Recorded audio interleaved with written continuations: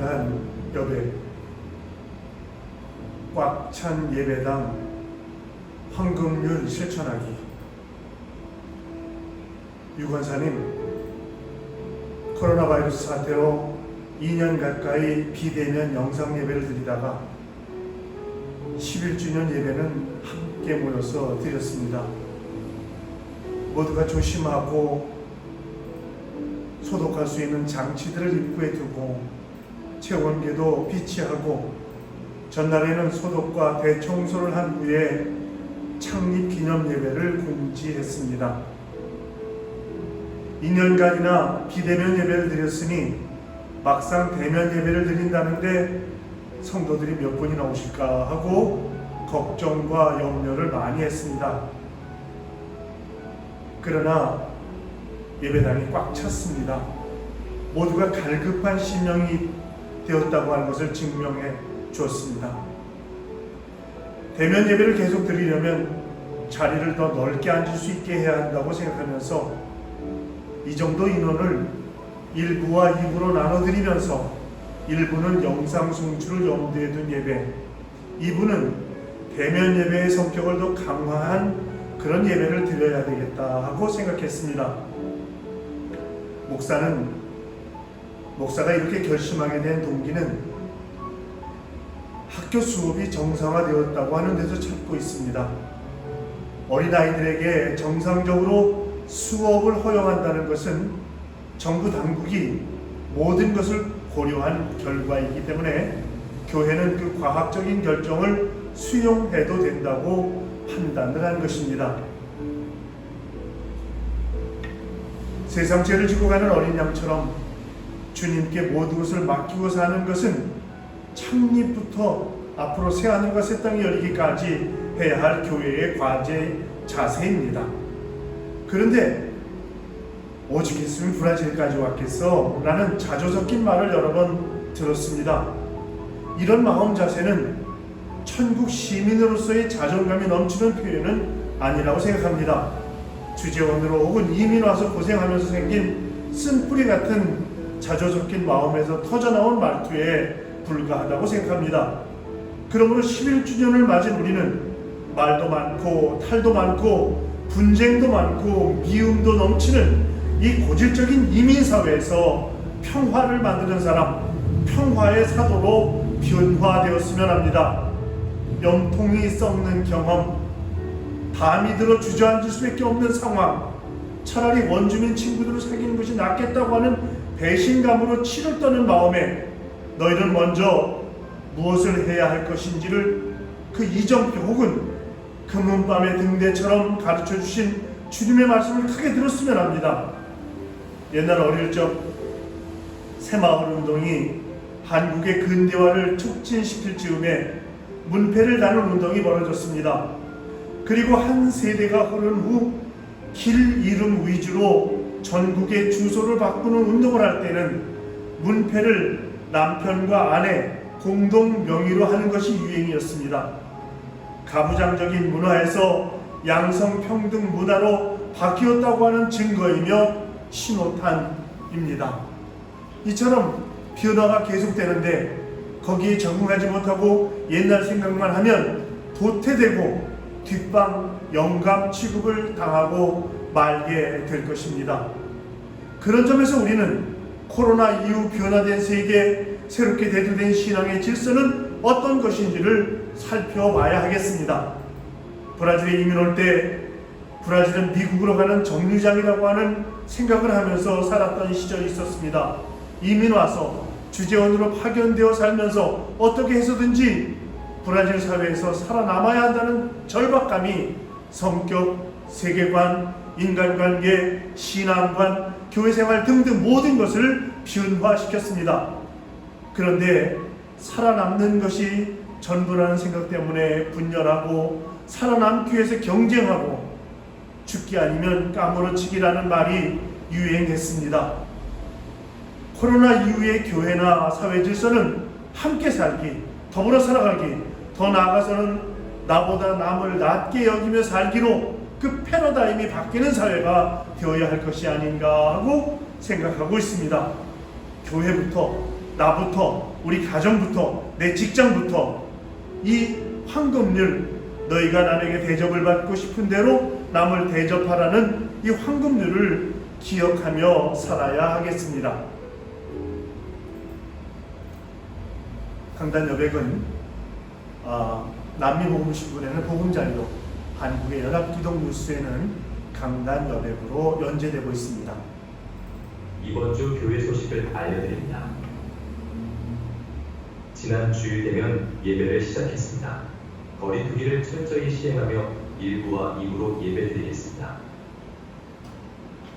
교회 간판과 보도블럭 타일 공사가 잘 마무리되었습니다. 더운 계절을 대비해서 방마다 에어컨도 손을 봤습니다. 이번 주 수요 성서연구는 수요일 2시에 사도행전입니다. 다음 주일 11월 21일은 추수감사주일이고 왕복절입니다. 본격적으로 예수님 오심을 준비하는 기간입니다.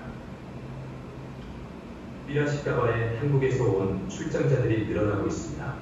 주보로 교회를 알리고 되면 비대면 예배에 함께할 수 있도록 성도님들의 홍보를 바랍니다.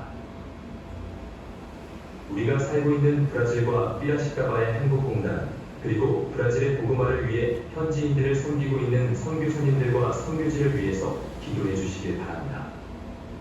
이따베리 광명교회 이종원 선교사, 보이트 바선교센터 안면권 선교사, 브라질기아 대책기구 우경호 선교사, 깜미나 스티공단 고보익 선교사, 브라질성 교교회 포어예배 담당 목사인 까를로스 등입니다. 이번 주간 브라질성 교교회 지체들을 위해서 기도할 제목들, 대면 예배가 안전하게 드려질 수 있도록, 교회 공동체가 하나 될 수 있도록 기도합시다.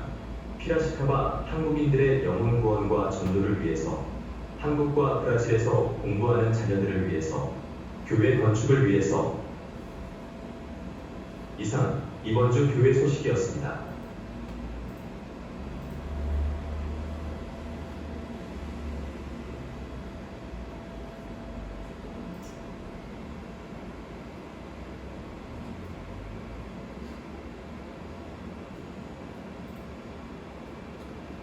다 함께 성시 교독하시겠습니다. 교독은 85번 요한일서 4장입니다.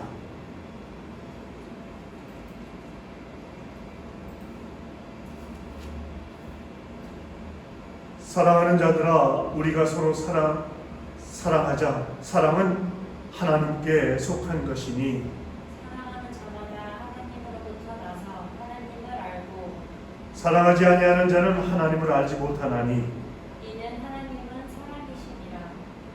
하나님의 사랑이 우리에게 이렇게 나타난 바 되었으니 하나님이 자기의 독생자를 세상에 보내심은 그로 말미암아 우리를 살리려 하심이라.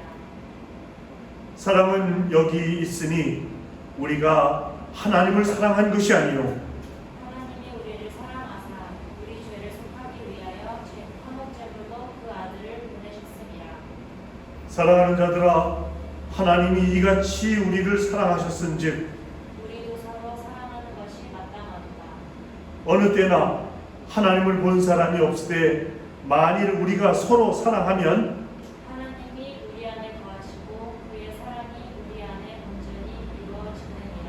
아멘.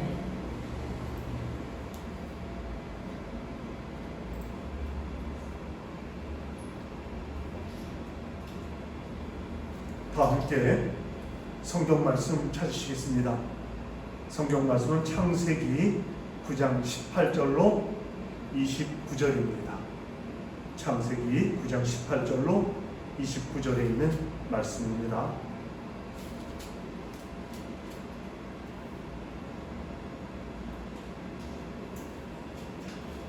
이 말씀을 제가 한 절, 여러분들이 한 절 교독해서 읽습니다.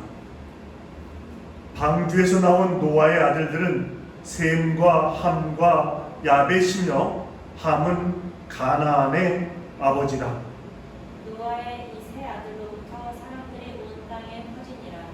노아가 농사를 시작하여 포도나무를 심었더니 포도주를 마시고 취하여 그 장막 안에서 벌거벗은지라. 가나안의 아버지 함이 그의 아버지의 하체를 보고 밖으로 나가서 그의 두 형제에게 알리매 셈과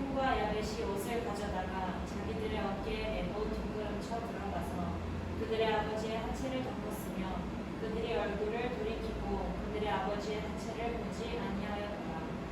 노아가 술이 깨어 그의 작은 아들이 자기에게 행한 일을 알고 이에 이르되 가나안은 저주를 받아 그의 형제 종들의 종이 되기를 원하노라 하고 또 이르되 셈의 하나님 여호와를 찬송하리로다. 가나안은 셈의 종이 되고 하나님이 야벳을 창대하게 하사 셈의 장막에 거하게 하시고 가나안은 그의 종이 되게 하시기를 원하노라 하였더라. 홍수 후에 노아가 350년을 살았고 그의 나이가 950세가 되어 죽었더라. 아멘.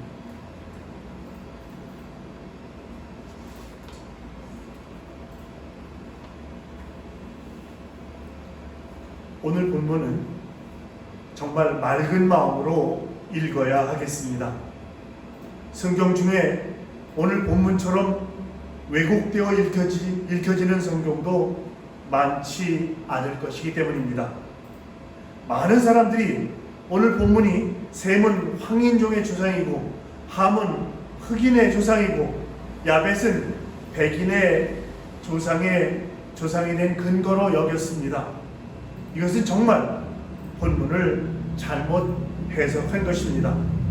이런 근거 없는 이론을 가지고 백인들은 흑인들을 노예로 부려먹으면서 말할 수 없는 죄를 짓고도 양심의 가책도 갖지 않고 살았습니다. 저는 어려서부터 우리 민족은 셈의 후손이라고 하는 말을 많이 들었습니다. 그런 말이 기분 나쁘지는 않았지만 그 근거를 찾아보니 어디에도 명확한 근거가 없습니다. 인종학자들의 말은 지금 각 나라 인종의 뿌리가 워낙 복잡해서 어느 민족도 단순히 이 세 갈래로는 나눌 수 없다. 이런 것이 결론입니다. 성경은 흑인, 백인, 황인종을 운명론적으로 구별하려고 하는 의도가 전혀 없습니다. 그보다 너무나 중요한 교훈을 우리에게 주려고 하는 것입니다. 맑은 정신으로 오늘 본문을 다시 살펴봅시다. 노아가 포도 농사를 지어서 거둔 포도로 포도주를 만들어 마셨습니다. 그런데 엄청나게 취해서 옷을 벗어던지고 맨몸으로 누워가지고 잠이 들 정도로 엄청나게 취했습니다. 세 아들 가운데 함이 그 아버지 취해서 벌거벗은 모습을 봤습니다. 아버지의 벌거벗고 자는 모습을 본 함이 밖에 나가서 사람들에게 소문을 내고 다녔습니다. 그런데 셈과 야벳은 달랐습니다. 23절에 보니까 셈과 야벳이 옷을 들고 자기들의 어깨에 메고 뒷걸음질 쳐서 들어가서 아비의 하체에 덮었으며 그들이 얼굴을 돌이키고 그 아비의 하체를 보지 아니하였다. 이렇게 기록하고 있습니다. 나중에 노아가 깨서 모든 사정을 알게 됐습니다. 그리고 함과 그 후손은 저주를 받았고 셈과 야벳은 축복했다고 그렇게 말하고 있습니다. 사랑하는 성도 여러분, 오늘 본문을 읽으면서 얻게 되는 교훈이 도대체 무엇입니까? 남의 허물을 들추어 내는 죄가 작아 보이지만 엄청나게 큰 죄라고 하는 사실을 발견하게 됩니다. 자기 자신뿐 아니라 후손들에게도 이어지는 저주가 된다는 말입니다. 그리고 남의 허물을 덮어주는 것은 자기 자신뿐 아니라 후손들에게도 이어지는 축복이 된다고 하는 말씀이 오늘 본문의 핵심입니다. 오늘 말씀을 보면 이상하게도 노아는 함에게 저주하지 않고 함의 아들 가나안에게 저주를 퍼붓고 있습니다. 셈과 야벳은 그렇지 않은데 함만은 가나안의 아비라 이렇게 쓰고 있습니다. 창세기 10장 6절 보니까 함의 아들은 구스와 미스라임과 붓과 가나안이요 이렇게 기록되어 있습니다. 가나안은 막내였습니다. 그런데도 성경은 왜 함을 유독 가나안의 아비라고 했을까요? 가나안이 너무 유명한 사람이었기 때문에 그렇습니다.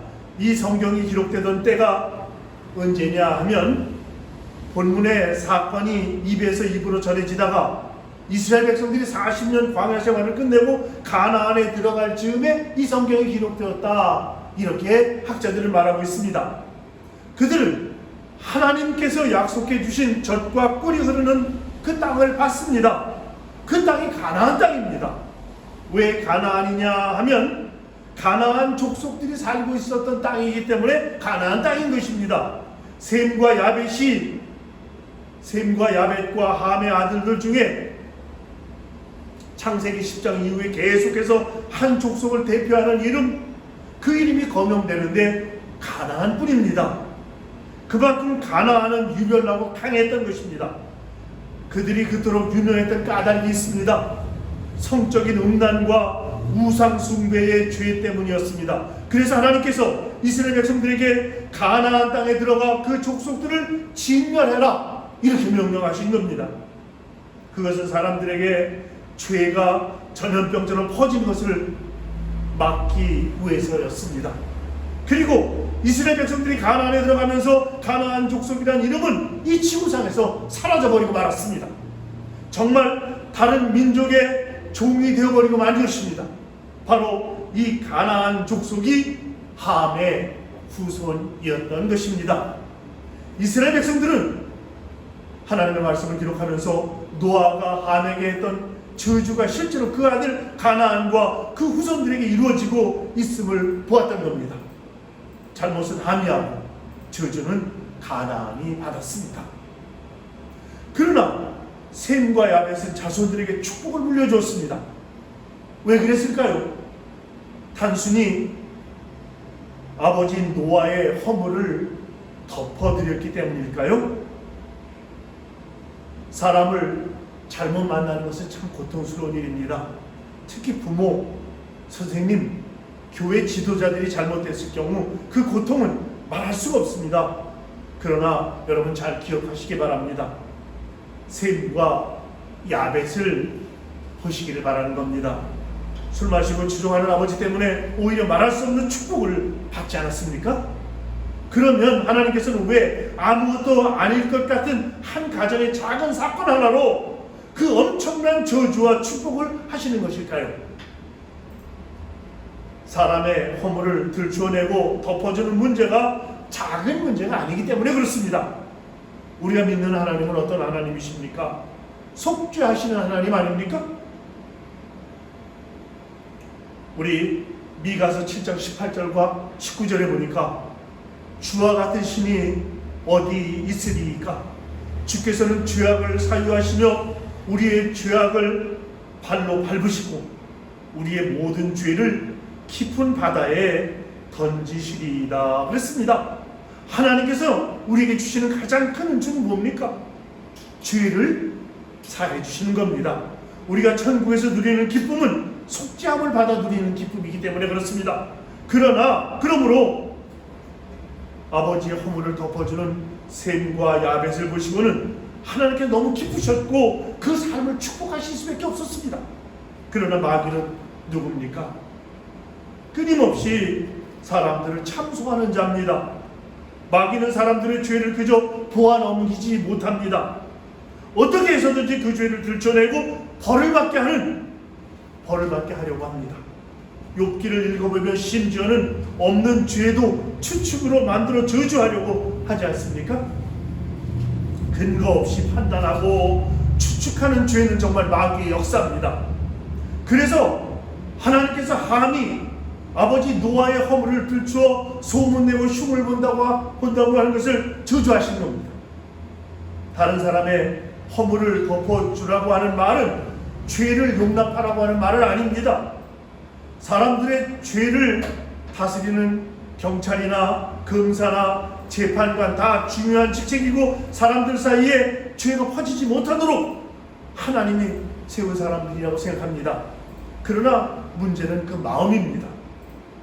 후안 카를로스 오리티즈의 인간 심성의 외침 한 부분 여러분에게 이야기를 하려고 합니다.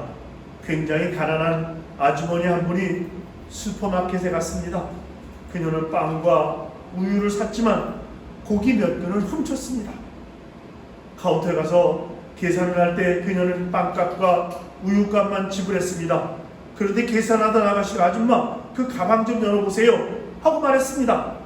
아주머니는 열지 않겠다고 우겼으나 경찰관이 왔을 때 열지 않을 수 없었습니다. 그 가방에서 고기가 나왔습니다. 그녀는 당연히 경찰서로 끌려갔고 재판을 받게 됐습니다. 재판관은 그 가난한 아주머니를 신문했습니다.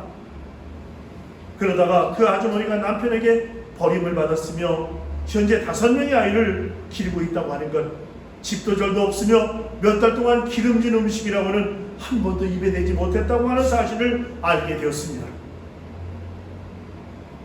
그리고 사정을 알게 된 재판관은 그 아주머니를 감옥에 보내는 대신에 그 가족이 살기 적절한 집을 제공해주고 연금을 지급받도록 해줬습니다. 이 재판관은 진정으로 죄와 죄인을 다룰 줄 아는 사람이었던 것입니다. 죄는 미워해도 사람은 미워하지 말라는 그런 우리 속담과 비슷한 말씀입니다. 자, 그렇다면 우리가 어떻게 하면 다른 사람의 허물을 보고도 비난하거나 불평하지 않고 그 허물을 덮어주는 사람이 될 수 있을까요? 노력한다고요? 노력한다고 되겠습니까? 결심한다고요? 결심한다고 해서 안 됩니다. 아무것도 안 보며 산다고요? 그래도 안 됩니다. 보고도 못 본 척 한다고요? 안 됩니다. 우리는 선악과를 따먹고 타락한 존재들이기 때문에 끊임없이 판단이 나오고 정죄가 나오고 불평과 원망이 나오는 겁니다.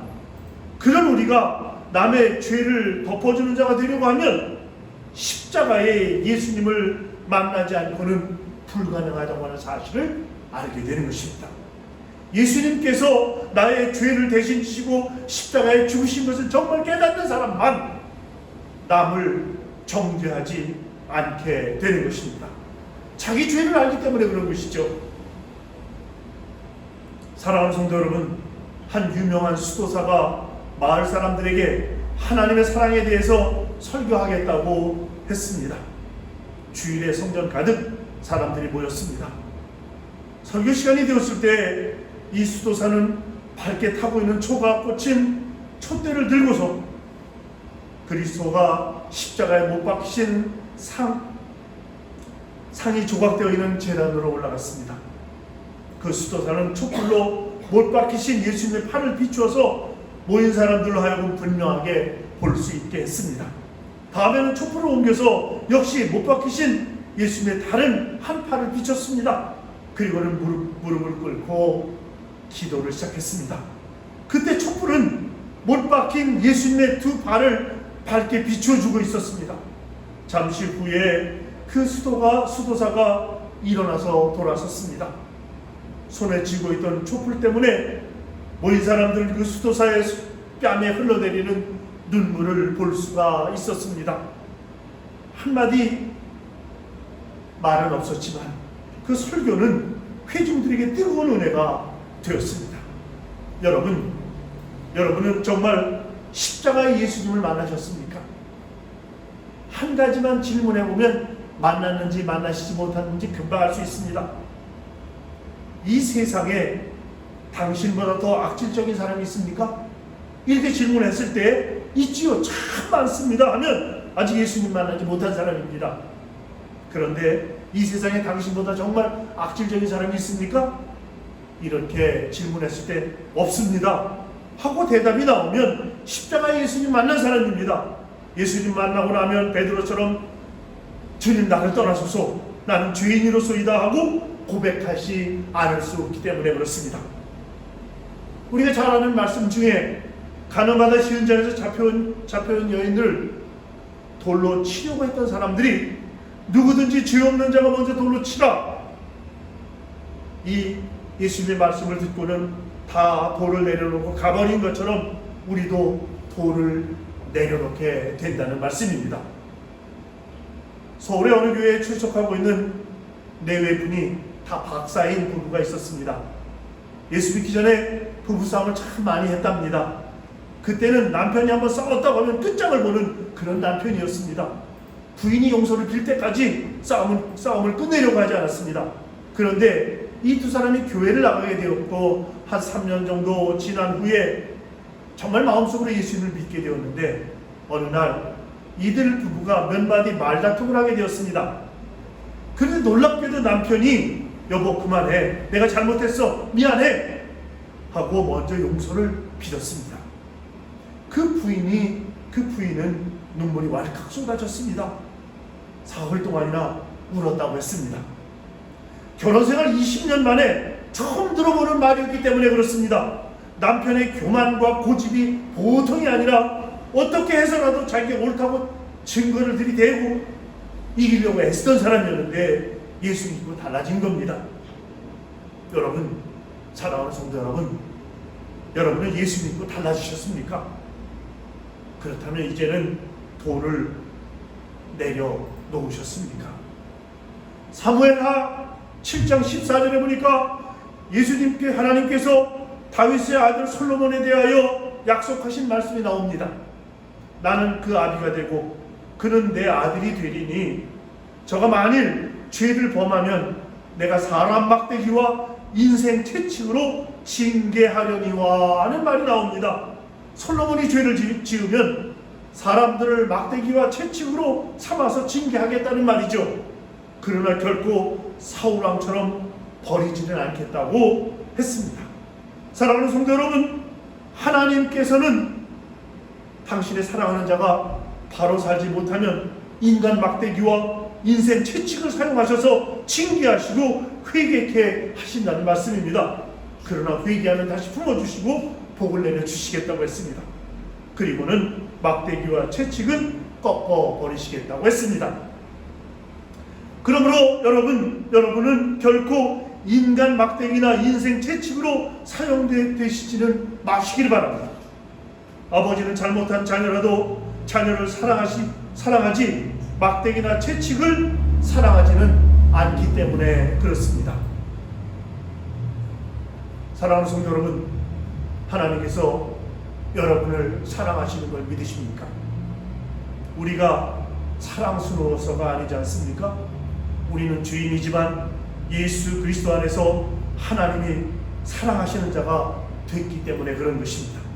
그러므로 어느 사람이 우리의 허물을 들추어내어 판단하고 정죄하면 하나님께서 화를 내십니다. 누가 우리의 허물을 덮어주면 하나님께서 기뻐하시고 복을 내려주신다는 겁니다. 이 얼마나 놀라운 특권입니까? 이것을 믿는다면 어떤 사람의 잘못이 눈에 띄일 때 정말 조심해야 하는 것입니다. 그가 하나님이 사랑하시는 자일 수가 있기 때문에 그렇습니다. 그의 허물을 들추어내면 하나님께서 진노하시고 그의 허물을 덮고 기도하고 사랑하면 하나님께서 복을 주신다는 그 말씀 때문에 그렇습니다. 특히 여러분이 마땅히 존경해야 할 사람의 죄가 눈에 띄었다면 더욱 조심해야 할 것입니다.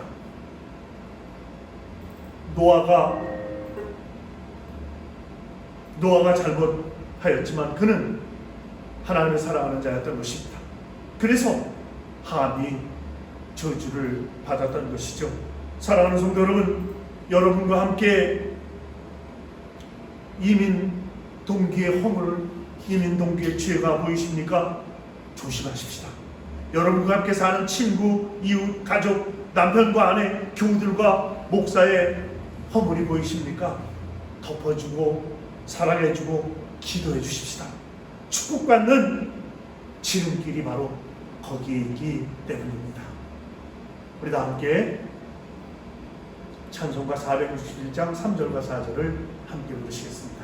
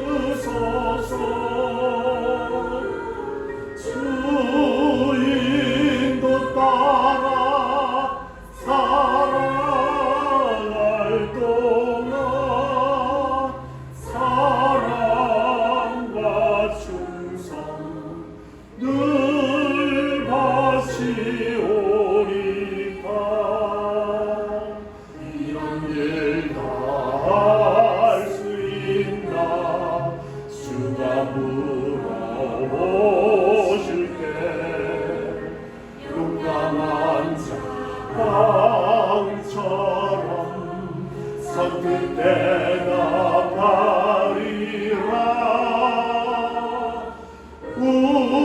우리의 심령 주의 것이니 주님의 영상 만드소서.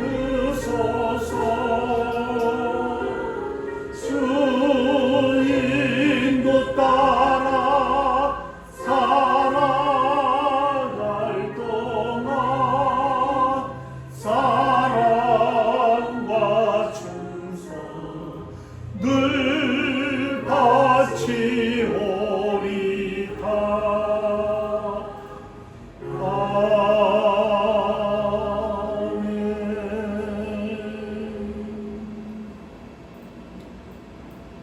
이제는 우리 주 예수 그리스도의 은혜와 하늘아버지의 만극하신 사랑하심과 성령의 감동, 감화, 내주, 충만, 역사하심 함께 예배드리고 돌아가는 당신의 귀한 백성들의 머리 위에 또한 그들이 하는 모든 일들 가운데 이제로 영원까지 함께 하시옵기를 간절히 축원하옵나이다.